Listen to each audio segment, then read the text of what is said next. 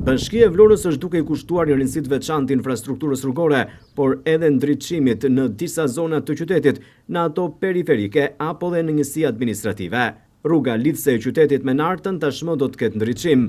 Me fondet e buxhetit të këtij viti, Bashkia e Vlorës ka hartuar projektin për të bërë të mundur ndriçimin e këtij aksi rrugor, që nis nga lidhja autostradës në hyrje të Nartës. Çdo gjë tashmë është gati, ndërsa projekti është në hapat e tij të parë dhe priten në ditët në vijim shtyllat e ndriçimit rrugor për t'i vendosur më pas ato në eficiencë të plotë. Ka qenë një kërkesë e banorëve të zonës për të bërë të mundur ndriçimin e këtij segmenti rrugor, por edhe për faktin se aktualisht jemi në sezonin turistik dhe kjo rrugë është mjaft e rahur nga drejtues të mjeteve, kryesisht vendase të huaj që zgjedhin qytetin apo edhe manastirin e Zvërnecit dhe Nartën për të kaluar disa orë gjatë këtij sezoni veror. Në këto kushte, edhe kjo rrugë i shtohet tashmë investimeve të Bashkisë së Vlorës me projekte konkrete, jo vetëm me asfaltimin e saj vetëm pa kohë më parë, por tashmë edhe me ndriçimin rrugor.